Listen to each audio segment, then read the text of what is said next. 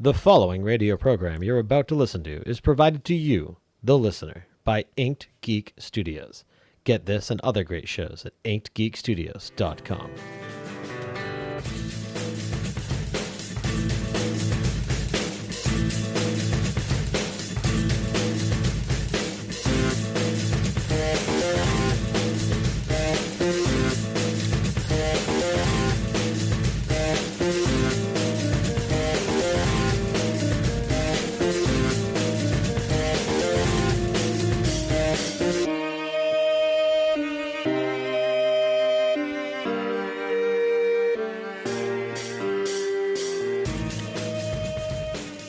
Good evening, everybody, and welcome to another episode of Mind of a Geek. I'm your host, Nate, and I am joined, as always, by Brandon. Hello. I'm trying to change that up a little bit. My voice is cracking, though. I haven't talked much this week. Hello. Hello. How are you, sir? I'm here. Nice to see you found your happy hat. I did. I was rocking the backwards thing for a while. I think I left my One Nation, No God hat at the movie theater. Terrible. Very upset with myself. Terrible. Not happy. I have to go to Newberry Comics to buy another one. It's filthy anyway. But yeah, I got my black hat back. I look like me again. I'm good. I think I'm going to lean back off camera and just be that disembodied voice. The microphone just exists. You can just say, I'm Nate, and this is Brandon, the hands. This is the microphone. Call me the hands. That would be what? Thing? Yeah, your thing. That works. Anyway, our guest this evening, joining us from the Sometimes Geek Podcast. And I always do this with the names. I should have asked how to pronounce it. It's Derek. I'll call you Derek G. That works. Graziano, is that what I saw? There you go. Boom. All right. I can read, bitch. I apparently can't. Derek, welcome to the show. Yeah, thanks for having me. How's your weekend starting off? Oh, not too bad. Just playing a whole lot of video games. It tends to be all I do these days. And That was me. Nice. That was beer. That was you and that was beer. That works. Very cool. What have you been playing? I'm just kind of getting back into the virtual gaming. a whole lot of Sea of Thieves right now. Oh, how is it? It's got its moments. Yeah. Like if you don't have a set crew that you're running with that you can just BS the whole time you're playing, I wouldn't. Yeah. I just wouldn't play it. I was thinking, because I have the One X, so I was thinking maybe I'll sign up for the Game Pass for a month for $10 as opposed to buying the game for $60. That's exactly what I did, and that was probably the right choice. Right. Now, the Game Pass, though, does not give you access to the Windows version, right? No, it does. There's certain titles on it that'll give you crossplay. So, like Cuphead does it. Oh, I know they are crossplay, but the Game Pass also includes the crossplay? Yep. Oh, nice. Maybe I will do that then, because, yeah, that was the whole thing is like, because I have the One X, but, like, I have a beast gaming rig, so, like, that's where I want to play it. Yeah, it comes down to if I want to play it in 4K, I'll play it on my TV on the One X. Otherwise, yeah, I'll hop it over to my PC. Right. Yeah, that's kind of my deciding factor is because I have the 4K for the PS4 Pro and the One X, but then I have a 1440 ultra wide for my PC. So it's like, do I want 4K 16 by 9 or 1440 21 by 9? So depending on how well the game supports the ultra wide, usually PC wins out. Oh yeah. But so why don't you tell the listeners a little bit about the Sometimes Geek Podcast? So the Sometimes Geek Podcast is a weekly video game news review and editorial. Basically, I'm just wrapping up all the headlines from sites like Polygon, IGN, Kotaku, Eurogamer, anywhere that is fairly reliable. And I'm cutting out all the fluff pieces. So you're just finding out what's happening in the games industry as far as the consumer goes, with my own opinion, considering I had grown up and been gaming for 3 decades plus. So basically the idea is that I wrap it all up into shorter 15 to 25 minute episodes, just as an alternative so you're not digging through all the news sites like I am. So no bullshit, just the facts. With the exception of my reviews at the very beginning of what I've been playing, yeah, it's just the facts. Yeah, I mean, that's definitely a cool alternative because, you know, you get these days, like before they kind of became tied into the absolute mix of everything. Like I was big on IGN, and then you get to the point where it's like, you know, all the scandals about how the reviews are bought and paid for and everything else like that. I don't even remember the last time I went to IGN because there's just no need anymore. Like that's what the podcasts are there for. Right. That's where I get all my source. So yeah. It's not Yeah, and worth. there's tons of other gaming podcasts out there that I do listen to, like Giant Bomb. I'm a huge fan of, Right. but 2.5 hours on one show is kind of hard to do. Yeah. Yeah. Listeners of this show will will tell you that. Yeah, about the time we get to the 5 hour mark. Yeah. Or like the 6 hour Last Jedi podcast episode. Yeah. No, we definitely go long form sometimes, but I mean it's fun if the content's there. It's it will Right. definitely it works. But And there's no reason you can't break it up and make it episodic. So right. But no, it definitely is. So what would you say, giving your reviews and things that you've played over, like, so we're about a quarter of the way through 2018, which is really scary to think about. Like, Yeah. what would you say within the last, like, 6 to 12 months have been, like, some of the top games you've played? I actually really liked an indie game called Doki Doki Literature Club, which is like basically it's just a graphic novel storyline kind of game, but it takes some pretty crazy twists and turns through it that I was not expecting. So Okay. that ranks up there. You I just just made finished. one of my listeners, as well as my co-host of Indie Case Files, very happy. Because it's one of the games that we've been talking about doing on our indie game podcast. It's I can't say it's a lot of fun, but it's an experience. Is that the one? That's the one that's like a horror game that disguises Yeah. itself as like a dating sim, right? Yep. Okay. Yeah. Yeah, we see right there in the chat, told you. All right. So beyond The other Doki one I've Doki. been playing a lot of is Near Automata, Okay. which is kind of your hack and slash action RPG, and Right. that one was a lot better than I thought it was going to be. I kind of held off on that one until I got it on a sale and was just kind of blown away by how much story was in it. Yeah, I see it. It's always on the front. I buy all my PC games from Green Man Gaming, so you always see Near at the top. I mean, actually, I just went and pre-purchased Far Cry 5, and right there on the top is Near for like their March Madness sales. So Yeah, and it's a game that's been out for probably 8 months now, if Yeah. not a year. And just recently was one of the first sales I had seen on it. Like it was still consistently it was- $60. it was ridiculously popular. Like visually, it's not really my aesthetic. no, but it's one that I see all the time. Yeah. I see it and I see it. I never buy it. No. There's so much out there, and I don't know. I get locked in. I took kind of a hiatus from video games. There was like a 6-week period that I didn't play anything. Yeah, there's a whole real world out there. Yeah, I know, right? So Weren't you amazed to see it? I know it's weird. The graphics suck though. Weather, sun, who knew? But and I've People, recently the characters are awful. All the NPCs, I hate them. Yeah, the NPCs suck. Yeah. It's very repetitive dialogue. There's an angry modification turned on. But yeah, so I've been getting back into, because I briefly got into last year, tabletop wargaming. So I've been getting back into that, getting my Warhammer stuff built up. But I'm slipping back to, Amy says, horrible loot drops. Yeah. That's very true. Oh, there's so many games that we've talked about. I think me and you have had the conversation. We'll be playing or like Diablo. It's like, why can't money be this easy to come across in real life? Right. Well, I figured that, I was lied to my whole childhood playing Mario Brothers, that I could just punch a box and coins would come out. It can happen, but you'll go to Covered coins, jail. I could, And then when I you could be- gain an extra life. And then when you become an adult, you realize you have to pay coins to punch a box. Well, you could punch a box and make coins come out. You're just going to have to go to prison. That's true. Yeah. I like how we both went horrible, but in two completely different directions. I like the idea, though. There's a whole faux podcast reviewing the game of life and how bad it is. Yeah. The repetitive gameplay, the shitty story. Man, the level I played today was terrible. I couldn't get through it. Right. It took me 10 hours.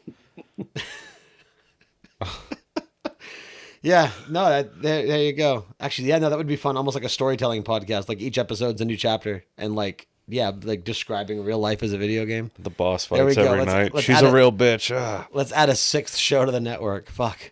But yeah, no. So, but I've been getting back. Diablo 3 really caught my attention this season. I've been having fun with that again. And then the big one, at least for me, the big one of the year is Far Cry 5.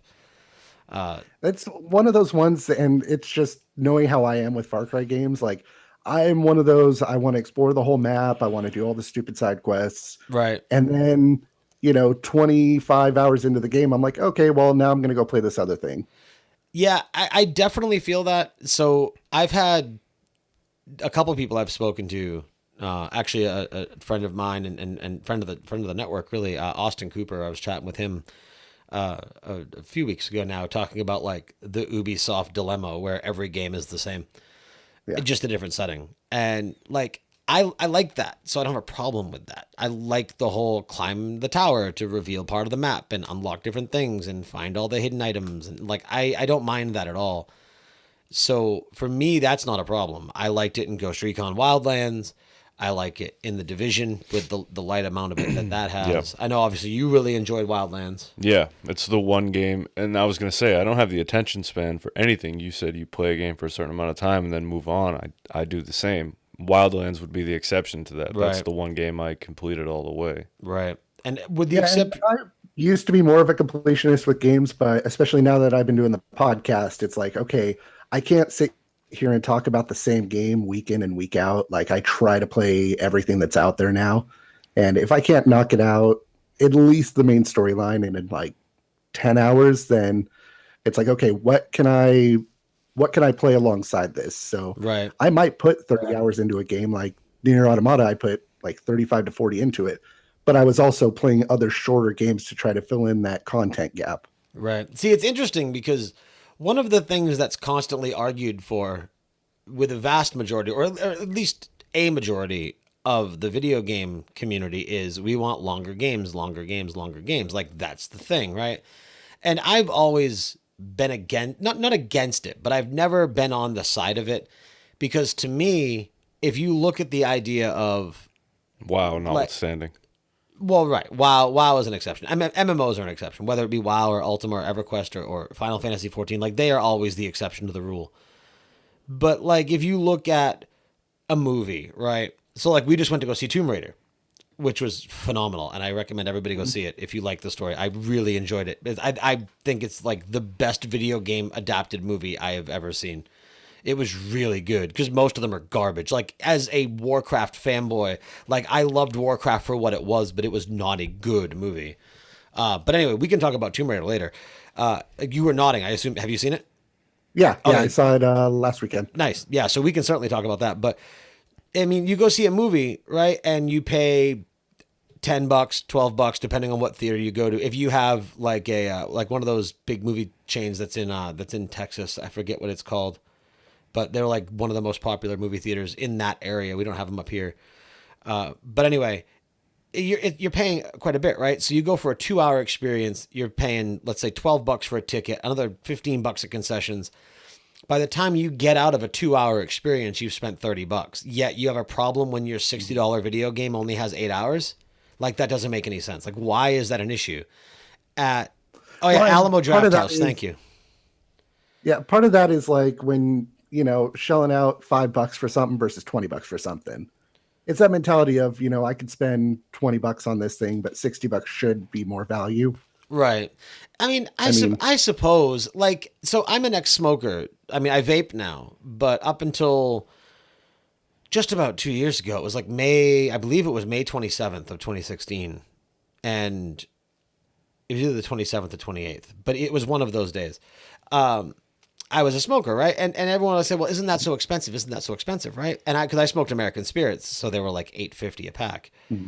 And that was always my justification was, you're going to go to Wendy's and get a value meal for $10 that lasts you 15 minutes. Mm-hmm. I pay $8 for a pack of smokes that lasts me all day. Who's getting the better value here? And your Wendy's fast food meal is about as nutritional as my pack of cigarettes. So, the argument is that you would pay for that and pay for Wendy's. No, well, no, but that's not the point. So you're doubly fucked. That's not the point. I am doubly fucked. I'm fat and dying. But anyway, but back to the point. So like, that always confused me. And of course now you have, all the DLC issues and everything like that. But back to my original point, as content creators, whether you're a podcaster or whether you're a Twitch streamer, with the exception of like your big three, like your League, your Dota, and your Fortnite. I'm sorry, your League, your Fortnite, your PUBG. I suppose Dota's there too. But anyway, with the exception of those guys, having a game that is shorter in content, like 6 to 8 hours, it allows you to keep your content fresh, whether you're doing Let's Plays or whether you're doing podcast reviews. So in almost an opposite sense, being a content creator, the short form story benefits us in some ways because it allows us to cover more titles, which allows us to review more and provide more content. Oh, absolutely. And the other part of it is, I can play this game like a PUBG or not even getting into the free to play stuff like Fortnite and Dota. I could shell out $30 for PUBG and put 160 hours into it every night, or I could pay $30 to play this game that's going to give me 2 hours. Right. And it's entirely based on whoever's playing the game and kind of what they're looking to gain. Like, I have no problem shelling out $20 for a narrative game that I might blow through in 2 hours, just because if I enjoy that story, that experience, then that's going to make the value of it right. that like much more to me. Like a Telltale game or something. Yeah, absolutely. Yeah. Yeah, no, I would say those are definitely worth the money. I mean, where do you fall? Do you enjoy the long form or the shorter form? Like, it all depends. I mean, I'm not particular. If I like a game, I like a game. I don't really split hairs on how long the game is, how short it is. right. I'm pretty cash. Kind of fall in that middle of the road. Movies, same thing. If the movie's good, if it's long, that's fine. Yeah, see, I'm not one to go out of my way to argue value like that. Yeah. See, it's funny. I was telling someone today in regards to Tomb Raider, like, it's the first time I've sat in a movie that was over 2 hours long in a while, including The Last Jedi, that I wasn't bored by the end of the movie. Like, The Last Jedi. Well, I You know, know my but I'm just stance saying, on like, that, no, I know, but I mean, like, I enjoyed The Last Jedi, but I still say it was too long. Like, I want, like, give me the story, get in, get out. It's why I like TV shows over movies. Like, Well, yes, now TV typically is better than movies, like, but the content's there. The Last Jedi notwithstanding, that had parts that definitely didn't need to be there. Right. Tomb Raider, for what it was, I mean, it was a stereotypical Hollywood movie. There Right. wasn't anything groundbreaking about it, but it was fun the whole way through. There was no time that they could have cut out. Everything had a point. I didn't feel like it lulled at any moment, so... They could have cut out some of the backstory. That just The first part that they added in, you mean? When they kept going back to, like, the her and her father. Yeah. You didn't like Sprout over and over again? See, I like the part they added in where she was a bike messenger as an avid cyclist. I thought that was fun. Yeah, that The was only cool. issue I had with that is it was basically a ripoff of an old show called Dark Angel that I Never was a seen huge it. fan of. I can Jessica see that. Alba, James Cameron. Yeah. Okay. See, But, yeah, she basically was the same character, and as soon as that whole scene played out, I was like, oh, okay, yeah, I know exactly what's going to happen here. See, I would raise a little bit of contention with cutting the backstory because, as far as the origin of Lara Croft, it like Well, this was her reinvention anyway, right? Well, it's the So- reinvention that happened in the re-released Tomb Raider game of like 2015, Right. 2014. But whatever it takes to distance that from the old school Lara Croft and Yeah, the and I don't- Angelina Jolie version of those Oh movies. my god, those are fucking horrible. I don't get, and sure you have, but I mean, I played Tomb Raider on PSX. Like, I get it, right? But how unless you are just going purely off nostalgia, how do you look at like the old Tomb Raider from like the PSX days and then look at the new 2014, 2015, maybe even 2013, whatever, Tomb Raider by Square Enix and Eidos that came out with, the less sexualized Lara, the more like strong female lead. She's not a crazy superhero anymore. Like, just like in the movie, in the game, you go through the first time she takes somebody else's life and you see how painful that is for her. Like, she is real. I don't know how someone can say the originals are better. Like, yes, the new wouldn't exist without the old, but it's just, it's a more thought out story. And I guess maybe they're not looking for that. Well, so if you go back to the originals and the people that are saying they're better, at least from what I remember from them, because I didn't play through all of them, Right. they weren't necessarily story-focused games. Yeah, they were puzzle games, right? Exactly, yeah. Yeah. It was more about the tombs, and that was kind of the complaint about the first remake was that There were no tombs. there were no tombs. Yeah, there was in a game bunch called in the Tomb second Raider. one. Yeah, there Well, was. yeah, I mean, but she was just becoming like she wasn't really Tomb Raider. She was like she didn't even have her dual pistols. No, it was a survival game. Yeah, it was. Yeah, exactly. And I mean, that was probably one of my favorite parts of the movie, where she's like, "I'll take two." I was like, "Yes." I really hope it either makes enough money or it's enough of a lost leader for the like Warner Brothers and whatnot. I would like to see a sequel. That there's a That would be sequel. cool. I mean, they keep. Oh, I mean, I absolutely would. it's Warner Brothers, and they keep making DC movies. So if they're willing to keep making DC movies, give me more Lara Croft movies. Did the leading actress not look exactly like Khaleesi from Game of Thrones? I don't know. Just I can't because, think of her actual name. Right. But I she, didn't put them side by side, but I didn't think that when I was watching the movie. Yeah. I did. The whole time I'm just like, man, they must have not have been able to afford the Game of Thrones actress because this girl looks so like her. Alicia Vander something. Vikander. Vikander, yeah. See, and that's like you said it. Where you said it wasn't groundbreaking. The one thing I would argue is that they have this property where the property is the most notable name in the movie. There are no megastars in this movie. They did not use like with Assassin's Creed, you had Fassbender. With the Warcraft movie, you had a whole plethora of big name actors. With Mortal Kombat, obviously, you had the Highlander guy. I can't think of his name. Playing Raiden, but I'm sure somebody in the chat will pop it out. But yeah, so you always have a name to sell the video game movie. Even the Postal movie by Uwe Boll had a couple big actors in it. I would say Nick Frost was in it, but he was definitely more of a cameo. Yeah, total cameo. But because other than Nick Frost, and then the only other person I visually recognized was the villain, who was played by the guy who played Shane in The Shield. But that And Dave Foley was in it too, wasn't he? see, I don't know who that is. Dave Foley. Dave Foley in what? In Tomb Raider. This Tomb Raider? Yeah. No. I was going back to Postal. Oh, the Postal. Oh, I don't know. Like my biggest thing with Postal was, I mean, there were a couple bigger actors in cameos, and then the redhead who was the older brother in Freddy vs. Jason was also was like the main character in the movie, I think. But yeah, as far as Tomb Raider, like they sold it purely off the Tomb Raider name. There was no big, because again, I mentioned the guy from The Shield, like even him, like that's how I refer to him. He was Shane from The Shield. I still don't know the actor's name. So it went purely off the merits of the property and the movie, and I thought they nailed it. There wasn't a moment where I was like, yeah, this didn't need to happen. You know what I mean? Somebody? Shane from The Shield. Shane from The Shield. I can't think of his name. Walton Googans. Oh, Walter Googans? Walton. Is it Walton? Or Yeah, Walter. Walton Googans. Oh, The Shield is not where I think of him.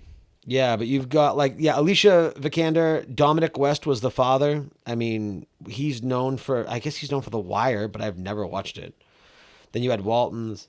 Kristen Scott Thomas was, I mean, I guess she's somewhat recognizable, but like the movie she's most known for is The English Patient from 1996. She played Anna. So they did mess, like, did you play both of the newer games? Yeah. Okay, so, and that's probably I mean, obviously they're going to keep it the same. Like, the second you see Anna, you know she's a turncoat. Like, Yeah. But they ended up doing it in the movie for the first movie as opposed to waiting till the end of the second game. Yeah, and I think they did that because when you consider there's no guarantee that you're going to get a second one. They want the story. Like, personally, I would have held that off for the second one because going through the two games and getting that at the very end was such a huge payoff. Oh, it was. Now, how did you feel about her father being alive in the movie?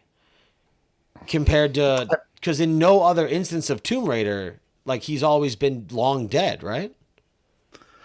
As far as I know, yeah. Yeah, he was dead. That was the whole reason she went, was to follow up on his research. Right.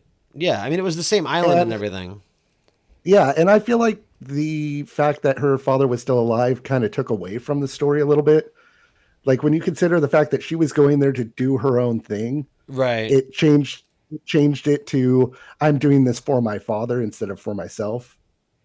Well, Right. it was still rebellious considering he told her to burn all of the research and everything. Right. And she went anyway. And I did But like... again, like I said, where that movie was not groundbreaking, the turncoat, totally see that coming, whether you play the game or not. Right. The father being alive, you know that he's doomed anyway. He's never going to leave that island. It's just that last moment of closure with him. Right. But regardless, he's not coming back. I did like so the he's line... there to die and make her who she needs to become at the end of the movie. Right. I did like the line of dialogue when he said, and like Sprout? Sprout. The line is cliche, but in my recollection, I've never heard it replied to in this way when he goes like I'm not that man anymore, or that man died years ago, whatever. And then she goes, and then when she goes to leave, she goes, well, I'm still his daughter, and walked out. Like I thought that was a clever line, and I thought it was You know what that was? presented well. That was Luke Skywalker and then all of the rebellion. Huh? Try to keep up. Luke Skywalker's not the Luke Skywalker that he was. That Luke Skywalker is dead. Everybody else who hasn't experienced what Skywalker has experienced from his perspective is still the way they were. So the rebellion, ergo, is his daughter. Oh, that's a cool analogy. I like that. Well done. Simple writing, man. All movies are the same. They're all Ubisoft games. They're all Ubisoft Same games. game, different setting. But yeah, I mean, like I said, I thought it was fun. Her father, who was the older man that was part of the crew in the first game? I'm wondering that myself because that's about where I am in that game right now. So okay, but you have met him though. Yeah, I'm on the island now, and I'm like regrouping with everybody a little bit at a time. Right. So the old man in that game, that's the role her father plays in the movie. I feel like he's kind of like the wise sage who ends up dying from a grievous wound. I think he does. I don't remember. So how did you feel about them going? I don't know why we've made this all about Tomb Raider, but that's fine. We'll roll with it. How did you feel about them not making it as supernatural as the game was? I didn't expect it a whole lot. Yeah. Like when it happened in the first Tomb Raider game, it kind of came out of nowhere. Right. Yeah. And after, 8-10 hours of gameplay, throwing it in for the last two, it can kind of make its way in. It's not just a sudden shock of, oh crap, now there's zombies. Right. Which is kind of what. So the game. Go ahead. So the game takes a supernatural turn. Yeah. As opposed to the movie that's grounded in reality. Yeah. And actually, you mentioned that too. And I remember playing through Rise of the Tomb Raider. It wasn't until almost the very end that it got supernatural. Yeah. Because I remember playing it. And I'm like, I wonder if they've removed the supernatural element. I did like the callbacks to the game. I liked the rusted out airplane. I thought that was pretty fun. I liked when she was, and from that same similar scene when she was going down with the parachute, and I liked that they had kind of like the third person view as she was going through the trees. Yeah, when she was running, total in-game scene. So those callbacks from the game. And I like it when they do, more video games, Doom and The Rock. Not so good. When they tried to do the first person shooter view, which was simultaneously the best and worst part of the movie. Well, what was that movie we saw? Hardcore Henry or Hardcore Harry? Oh, Hardcore Henry. That whole movie was that sequence trumped up and done. It was the GoPro. So much better. It was the GoPro movie. I gotta buy that. I actually enjoyed that one. I forgot about great. that. It was a little nauseating in the theater. I watched it on TV. I didn't see it in theater. Okay, yeah. See, we saw it in the theater for the same reason, like because I felt Cloverfield was like a little nauseating. Like that first person shaky cam, really. If you have motion sickness, fucks with you. Like imagine, I would love, because if they had done Hardcore Henry with like a full 360 GoPro setup, and like to be able to watch that movie in VR, that would be pretty fucking cool. I would like to see that, especially with the new HTC Vive Pro coming out in April, which has like 75% more resolution over the Vive. If only it wasn't 12. Yeah, my whole problem with the Oculus, like I moved about a year ago. Yeah, about a year ago now. And I have an Oculus. Once I unplugged everything so I could move and then had to set my gaming rig back up so I could record the podcast and all that, I have not once touched the Oculus. Yeah, no, I'm on the same boat. I have a Vive. I got the Vive shortly after. I think I got a tax return 2017, and I love it. It's a lot of fun. My issue is that basically this rectangle I'm in is my entertainment quarters, so it needs to be like build zone, podcast zone, PC gaming zone. It's also where I sleep, so I don't have the space for the full motion setup, and I'm not gonna play sitting down. No, there's no fun there. But that being said, not only did they announce the Vive Pro, which looks nice, it's the Vive. Again, it's like 75% more resolution, so it's finally in like full HD and beyond. They also have the wireless harness that's coming out for it, so you don't need to do wired to your computer, which supposedly has good range. So like I could have it all running in here, but I could go out into the big part of the basement and do full motion capture, which would be awesome. But along with that, they also announced the standalone HTC Vive unit, which is the power and the resolution of the Pro, but all the processing is done in the helmet. You do not need a computer. And See, I haven't seen any of the actual specs on it yet. It's one of those, I'll believe it when I see it. I mean, it's going to be pricey. It's like almost $2,000. Oh, okay. But but if you don't have a gaming PC, no, it makes sense to wear the gaming PC on your head. Yeah, or you want it to be a separate unit. Because that's quite a commitment for something like that. Yeah, but if you don't have, well, I mean, especially when it's not where I would want it to be for me to drop that kind of money even yet. Right. Well, and aside from that, if you're looking at a $2K price tag, who's going to spend $2K on VR that's not already going to be buying a gaming rig? And, exactly. It'll be cool for people who want, like, if you have a company, if you're doing like a VR, like, you know what that would be great for?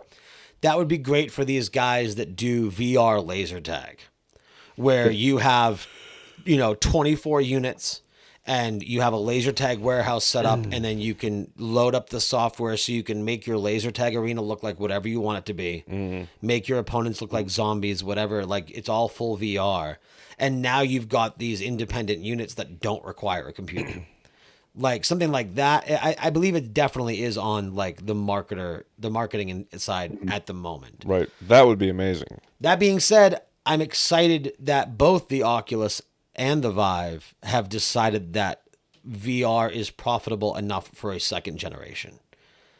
Because we just need software on it. Yeah, I'm excited for where the tech. Well, I mean, like Doom VR was really good. Skyrim VR was really good, and it's coming out for PC, so it's not going to be limited to the really low resolution PSVR. Fallout 4, the only complaint I heard about Fallout 4 in VR was that it doesn't come with all the DLC. Like, even if you own Fallout 4 with the season pass, you still have to spend $60 for Fallout 4 VR. And that's why I haven't played it yet. Yeah. Well, is it available on the Oculus? I thought it was a Vive exclusive.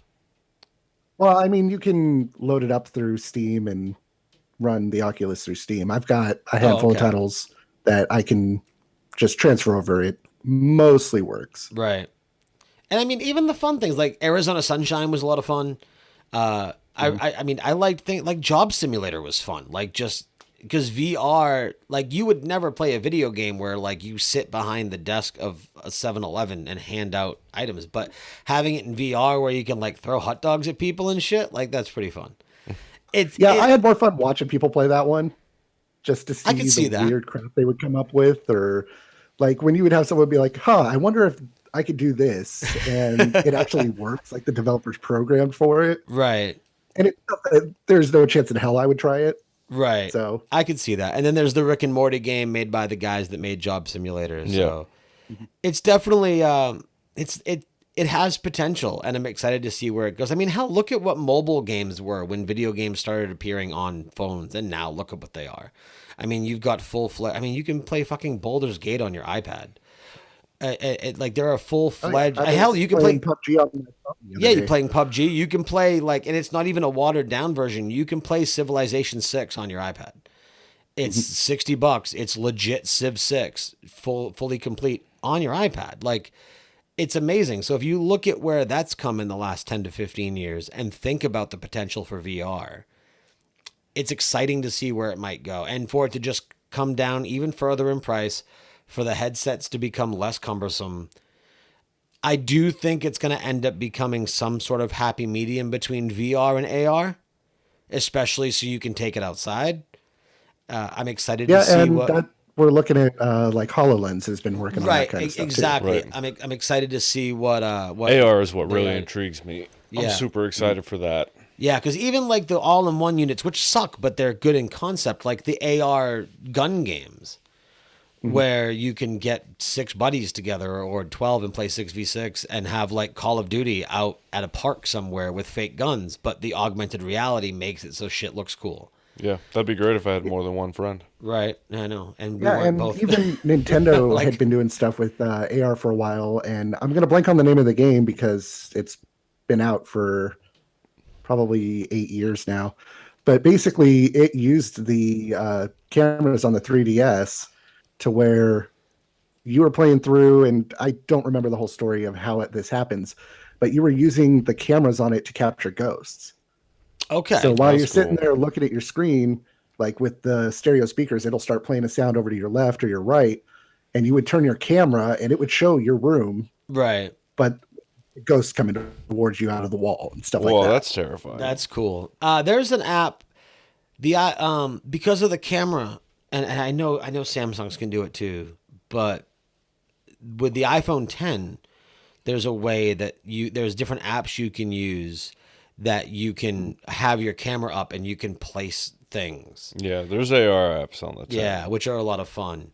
I know with the drones, there are different apps because we've both got a couple DJI drones, and I know that there are apps that you can use to where you can use. I don't know if it works with these ones, but with some drones you can, where you essentially play like a Soviet strike or a Thunder strike, Oh, yeah? but you're looking through the camera of the drone and you're shooting augmented reality tanks that are on the ground. Some of my favorite games as a child. Yeah, That would be amazing. So things like that, and in the chat there, Annalisa says, most importantly, you can play Final Fantasy VII on your phone. Yes, Final Fantasy VII, the greatest of all Final Fantasy VIIs. I'm still waiting for a new Strike game. Or at least, you remember how they were going to do Future Strike after Nuclear Strike, and it ended up becoming, what's that called? Future Cop, I think? I remember you telling me about it. Yeah, When I we were loved. playing I think on it was that, Future yeah. Cop. I love that game where you Yeah. could transform between a hovercraft or a walker, a mech. Oh, that was the PlayStation 1 game, right? Yeah, great game. Yeah, Great game. I remember that.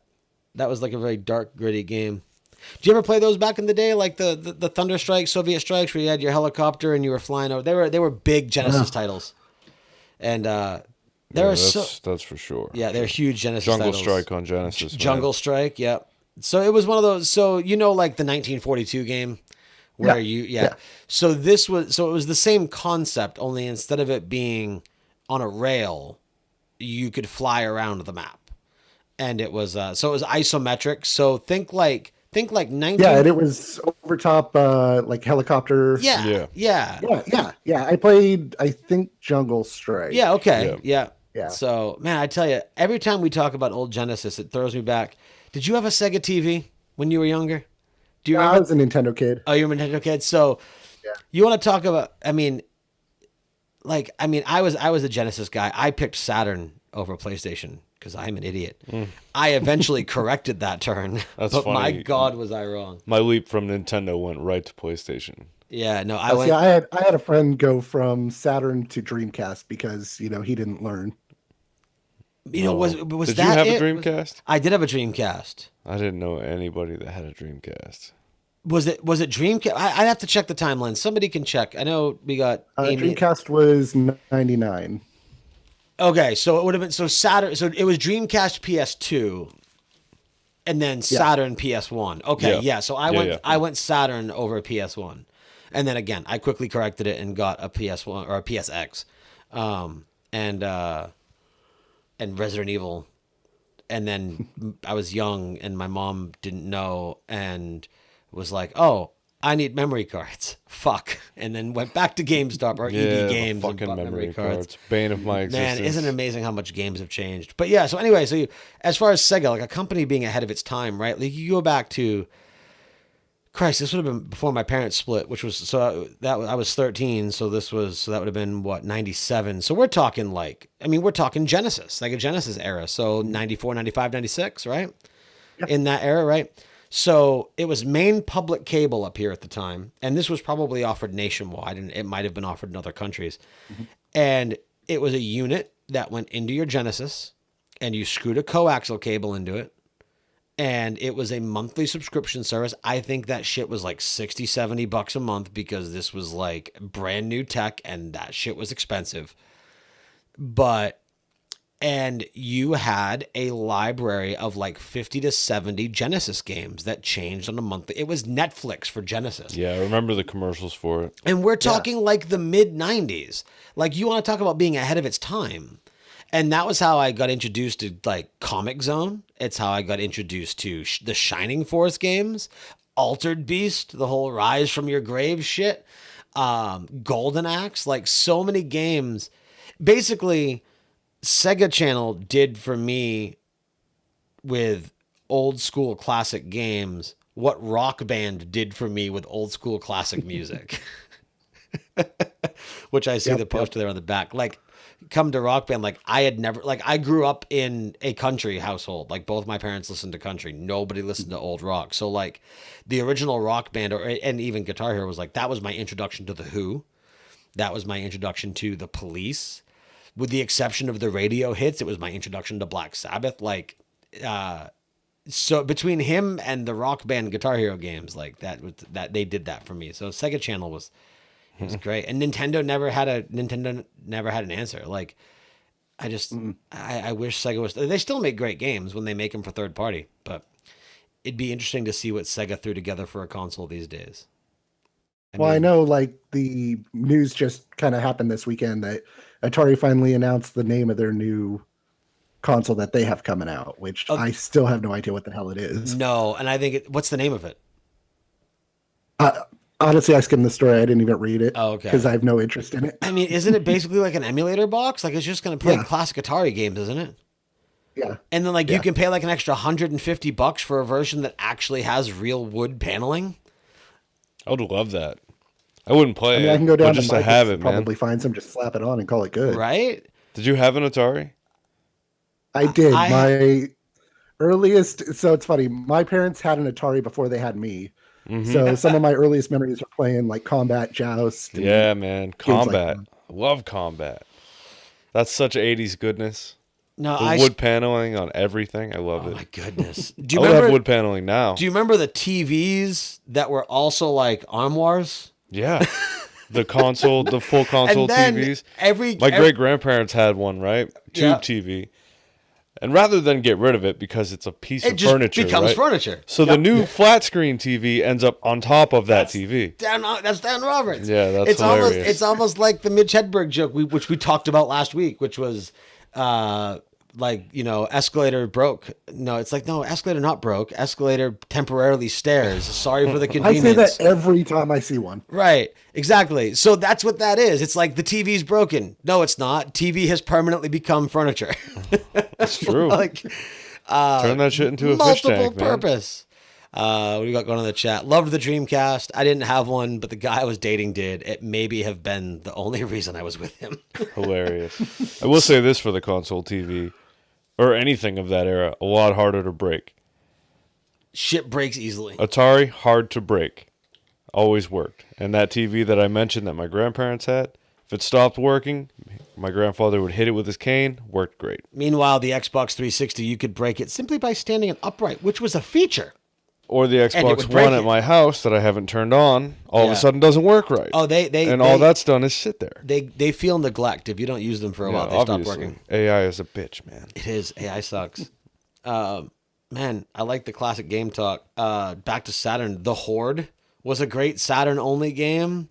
You had to build up. Heard of that one. You had to build up farmland, and then like every blood moon, I guess, would like a horde thing got like red like goblin things would attack you, and then like I don't know, it was fun. It was like it sounds simple and dumb, but it was really fun. Like you had to build up defenses and stuff, and then man, you go way back to was it Super Nintendo with Populous? Populous was a big game of mine for a while.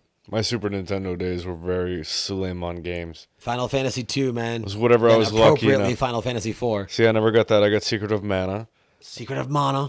and super ghosts and ghouls or ghouls and goblins or whatever. It depends on which one you play. I believe the NES one was Ghosts and Goblins, and the Super NES one was Ghouls and Ghosts. Yep. Do I have that right? Yeah. So those two games and Pilot Wings. No. See, I never played Pilot Wings up until the 64 one. Okay. Like, I've gone back and played it, but as I was a kid, I never had even heard of it. What about Bubsy? No. Conker's Bad Fur Day? I actually enjoyed Bubsy when I was a kid. I won't go back and play him now. I wouldn't play it now, but I loved it then. Hold on, we gotta get some Conker's Bad Fur Day in here. I am the great mighty Foo, and I'm going to throw my shit at you. Such a great game. One of Rare's last great games. It's on the Rare replay on Xbox One. It is. That's why I picked it up. Yeah, along with and now what was the one? Along with fucking now. Along with fucking now. Battletoads, which the motorbike level can go fuck itself. Love and still Battletoads. to this day. But there was one, it was an N64 game, and of all the games I've played in my memory, this game is the most guilty of, until I played it again 30 years later, 20 years later. In my mind, it looked so much better, like visually. Like I remember, like you know how you'll do that, like absolutely. You smooth out the pixels in your memory. That's right? how it is for all those old games. But was it I remember them in high def, man. Blast Core? Yep. Yeah, Yep. and I played the fuck out of that game. Do you know what I'm I talking never played about? that. So you have several types of.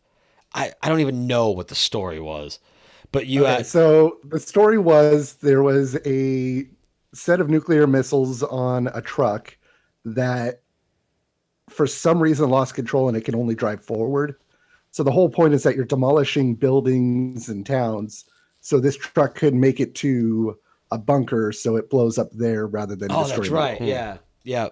And yeah, and it had the worst control scheme in the world because So you're we're trying to suspending Yes. disbelief that the truck could just drive through all the wreckage you're creating, right? No, because you use bulldozers because you have So to you have the constantly time swap to between demolish vehicles. and clear the debris. Correct. Yep. Okay. Yeah, all in beautiful N64, horribly pixelated graphics. Can I just say that I loved True Lies, the game for SNES? That was my I favorite. remember that game. I remember that game. True Lies, the game. And the Die Hard trilogy on Dude, PlayStation. So except for Die Hard 2. Die Hard 3 was great. You drove the taxi. good. Was Die Hard 2 the light gun game? Yes. I loved it. No, So I awesome. wanted to drive the taxi. I No, I hated hated Die Hard 3. Die Hard 1 and 2 where you're climbing in the building and Die just Hard 3 killing was everybody. like Great. it was like the precursor to Driver. Right? That makes sense. And that, yeah, man, there's another generation of games. You had your Driver, you had your, what was the Japanese one that was a GTA ripoff? It had one of those big Asian actors in it for one of the games, and Snoop Dogg was in one of them too. Big Asian actors. Oxymoronical. No, but I mean, it was Wasn't like the? it was like Are you thinking of the Yakuza games? no. Fuck. I don't know. It was you were a cop, but you were an Asian cop, and like you had to go undercover. Somebody has to know what I'm talking about. Somebody's hollering at their mobile device right now. It's gonna bug me, and I don't want to waste. Not Dead to Rights. No, Something with no, dogs Dead to in the Rights titles. Sleeping Dogs was a different one, but that was another GTA. Like, because we had that era. Fuck, what was the cop game? This is The one with John Woo game in it. Maybe GTA rip off. Let's Google that and see if it was it True Crime Streets of LA. Sounds familiar. That sounds right. 15 games that completely ripped off Grand Theft Auto. Thank you, thegamer.com. Let's give you a shout out. All games rip It off wasn't Grand The Theft Auto Getaway. now. It wasn't Simpsons Hit and Run. Yes, True Crime, Streets of LA. And then the one with Snoop Dogg was True Crime, New York City. Then, of course, there's Saints Row, Mafia, the Godfather game, the Scarface game. Apparently, Lego City Undercover is considered a Grand Theft Auto ripoff. Crackdown. Oh, yeah, we're getting Crackdown 4 or 3. 3. shortly, I'm so aren't we? pumped. I can't wait. But But yeah, so- wasn't Grand Theft Auto the progenitor of sandbox games, though? So, given that whole genre, couldn't you say that those are all just rip-offs of that? What came first, Grand Theft Auto 3 or Mercenaries? I have no idea. 'Cause But I did love Mercenaries. Mercenaries was just the precursor to Just Cause. But either way, it's all within that realm, right? Yeah. Yeah. Because GTA 3 that would have been 02, right? Or it would have been 02 because it was around September 11th because remember they delayed the game because they had to take the towers out of Liberty City, and then they just made it a construction zone. So it was 2002 because I was in school when I got it and I graduated. So it was either it must have been really late or like really early 2002. But because I remember I had run to get it on my lunch break at school because I wanted to play it when I got home, and I sat in math class and just read the back of the box because this looks so fucking awesome.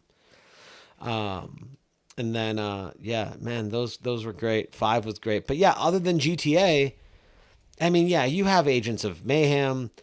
Obviously, Red Dead is GTA in the West, but that's another thing. Like as far as those big like all the GTA rips, like that's an era that's kind of died off, with the exception of the ones that kind of lasted through it. Like again, we got Crackdown 3 coming out, but they're not coming out in full force anymore. Now everything is focused multiplayer, which depending on where you fall, it's for good or for ill. I don't know. Well, I mean, and that all kind of comes in waves anyway. Like you look at Nintendo 64 era, it was all multiplayer because everyone was playing GoldenEye, Perfect Dark.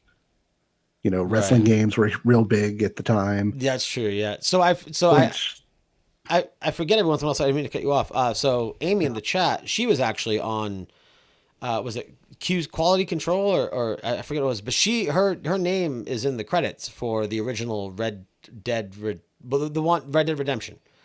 So because she was working on it in Massachusetts, so she said that we had a policy at Rockstar: if you wanted to know how something should work, you'd ask, "What would GTA do?"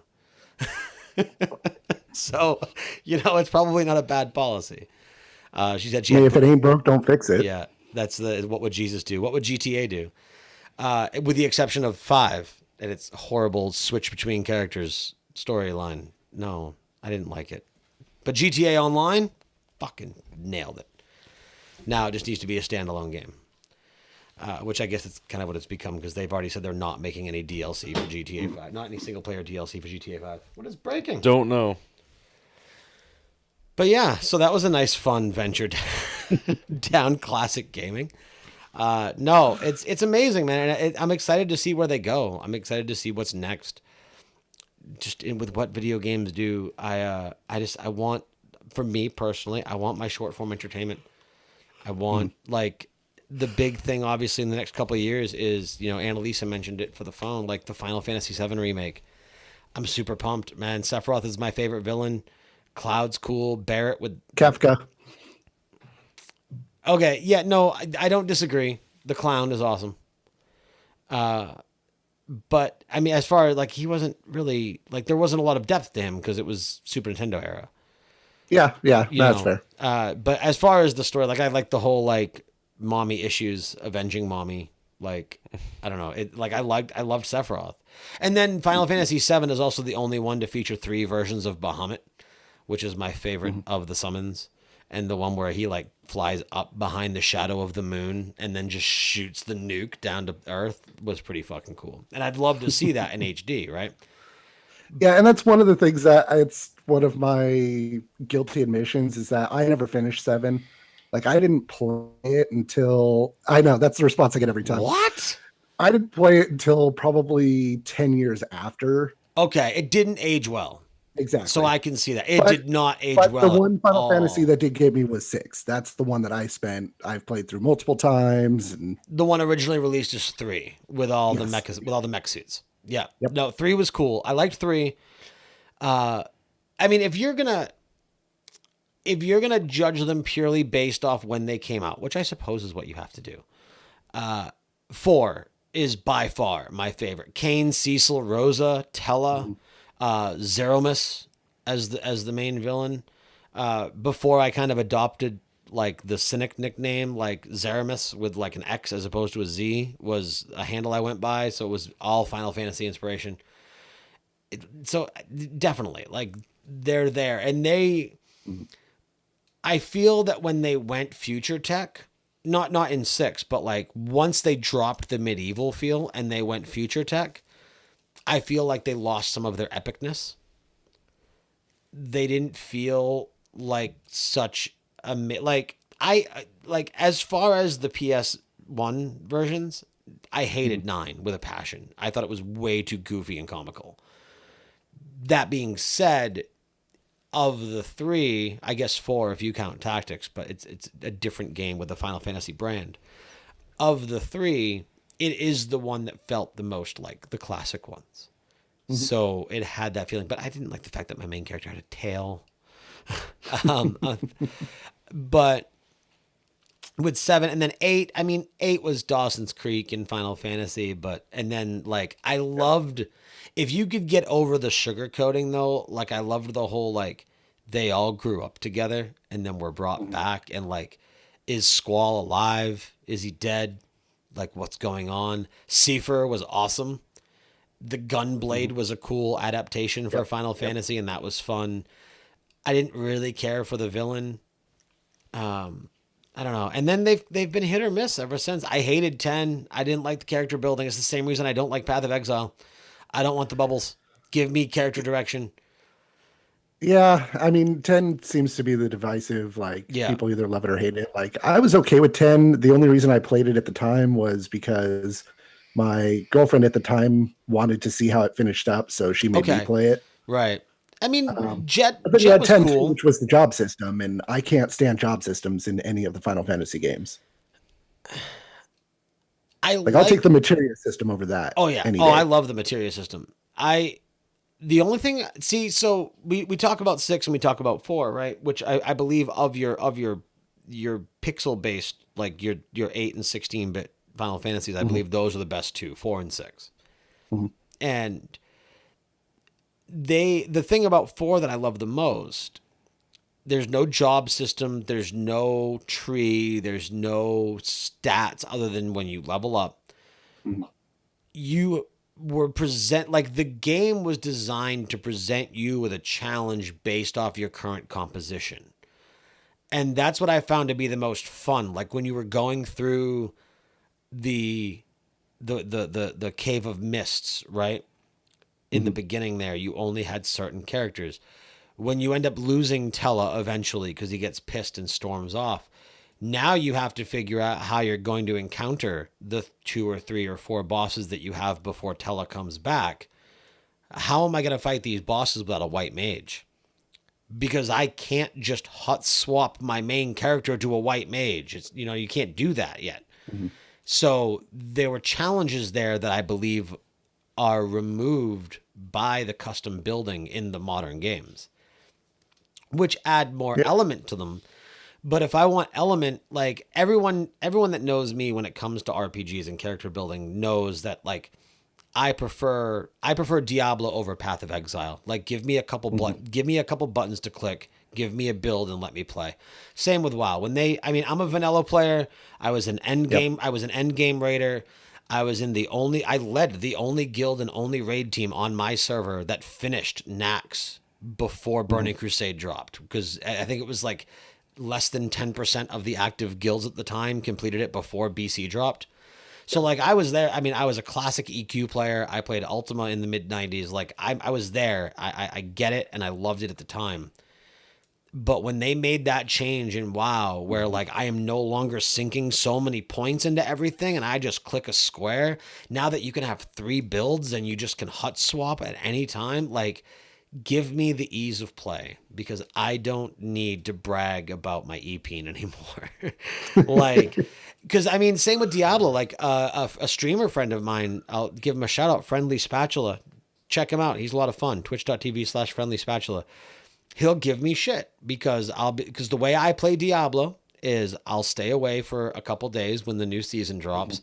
I'll go in, I'll make my Demon Hunter, I'll hit Shift L to open the leaderboard, I'll see what builds on top of the leaderboard, and that's the build I make. because I know that that's the build of the season right now, and I will shift it as it goes and as I climb. But I just give me what's going to work and let me play. Like, that's all I want. Yeah, and I do that with other games. Like, I play a lot of Hearthstone, and so that's kind of what I'll do is I know that I like playing a priest. It's what I played in WoW. That's what I instantly Man, went the first to with like Hearthstone. 18 months of that game must have sucked for you. Because priest was always bad. But now it's like, okay, a new expansion's out. I'll give it, 2 weeks, 3 weeks, be like, okay, what worked this season so far? Right. And then I'll modify. Right. Yeah. And I mean the term net deck, and that's what I do for everything. I net deck Sylvanas in Heroes. I net deck my Pally tank in WoW. Like, I'll net deck it's just because it's, there's a saying when it comes to games in that the regular players will copy the meta. Mm-hmm. The pro players will break the meta. Yeah. I'm not a pro player. I'll copy the meta. Like, I'll play with what I know is going to work. I don't have the time, like, back to I want to win my 10 matches, get my card back. Right. And then go That was my else. Hearthstone thing. I would play at work on my iPhone, get my card back for the season, for the month, and then, like, I wouldn't touch Hearthstone again until the next month. But I mean, that's the thing. Like, again, very briefly back to Final Fantasy, like, with the remake of 7 coming, again, I'm super pumped for it, but I don't have the time to invest in that, especially with the materia system. Like, I'm not going to go breed a gold chocobo again. I'm not going to try and fly out to get the Knights of the Round and max it out twice to make sure I can beat Ruby Weapon. Like, that's so it's going to be episodic. So you might have the time to play it. I heard that. We'll see. I don't know. I have no idea how you do an RPG as an episodic, but we'll see. I mean, you could. I guess, like, what would the first episode be like when you first leave the Shinra city for? I can't think of the name of it. That first major, what was it? It began with an M, didn't it?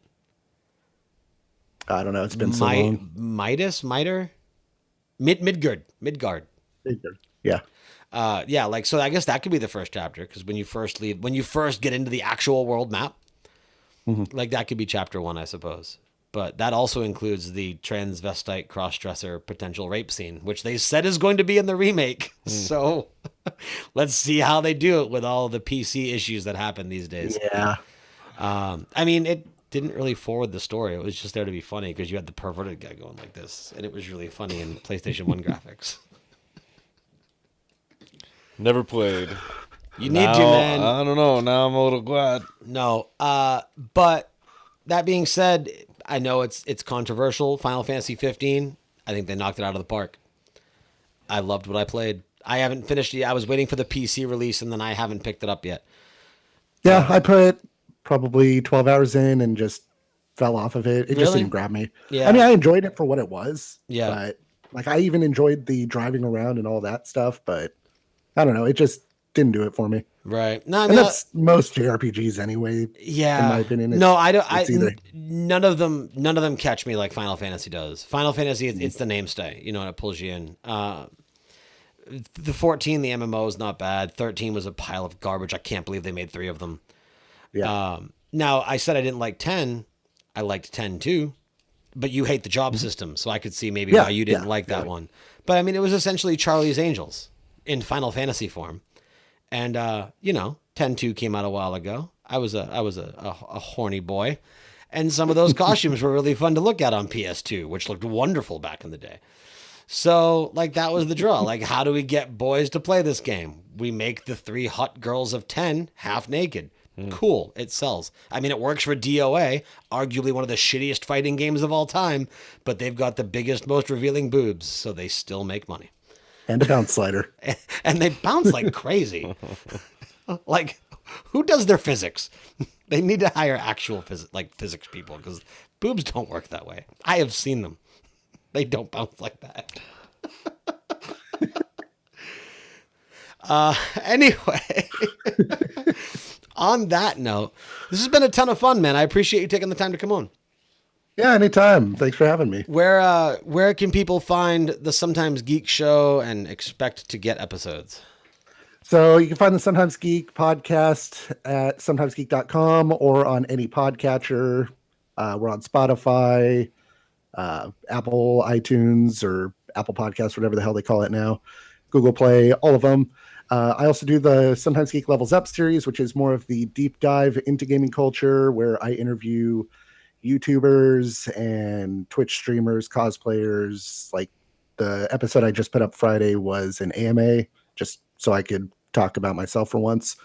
All of those episodes, as far as the weekly gaming show, Sometimes Geek Podcast, can be found on Tuesdays, and they are never back cataloged, so you'll always have everything up to date.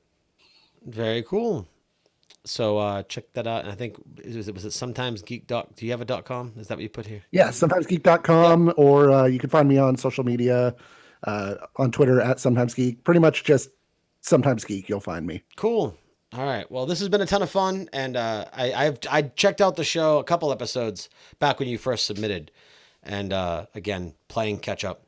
I love my last podcast, True Crime, though. I've fallen behind on so many other shows. Right now, they just got done talking about Timothy McVeigh, and we're talking about some poltergeist thing in Enfield. Yeah, it's a cool show, man. It's a lot of fun.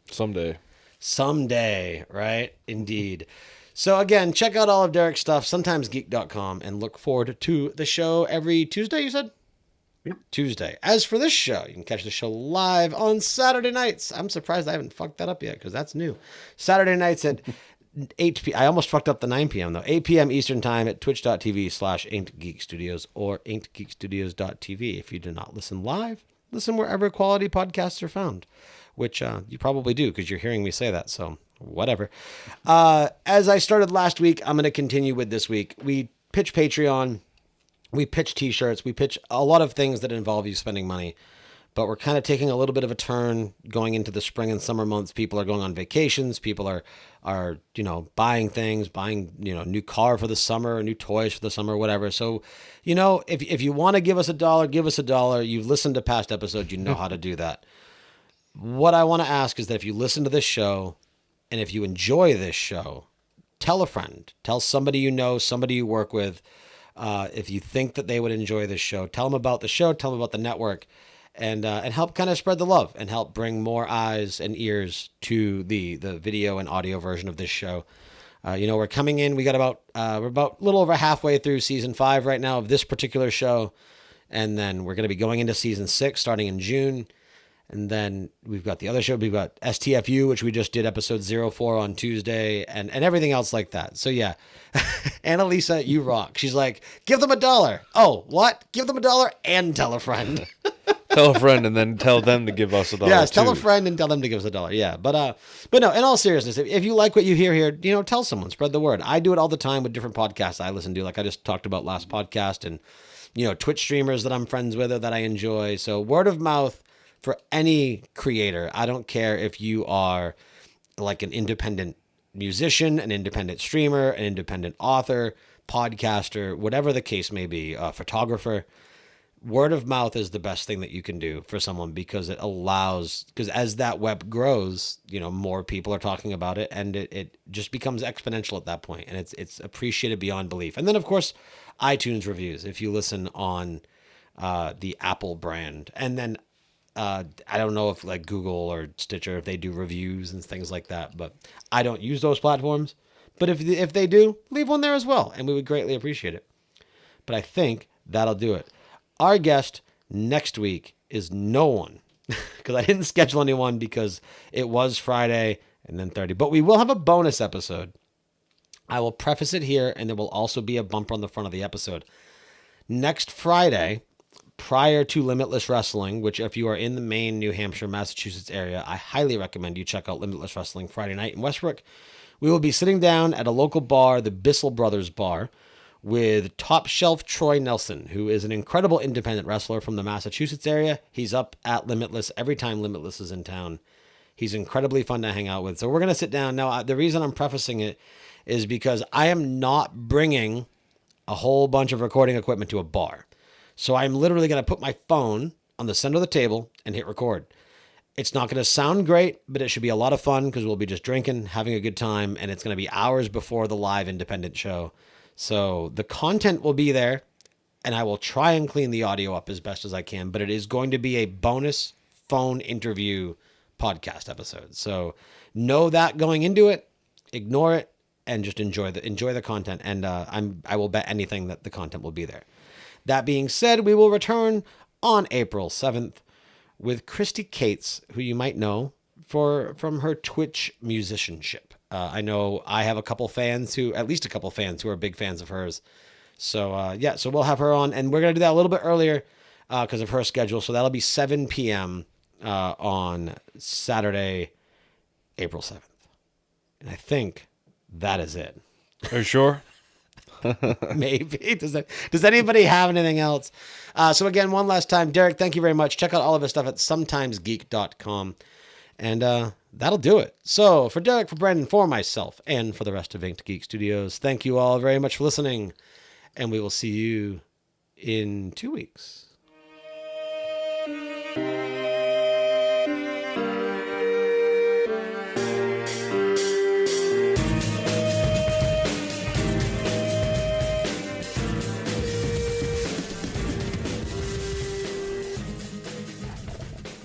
You've been listening to an Inked Geek Studios podcast. For this and other great shows, go to inkedgeekstudios.com. Fuck.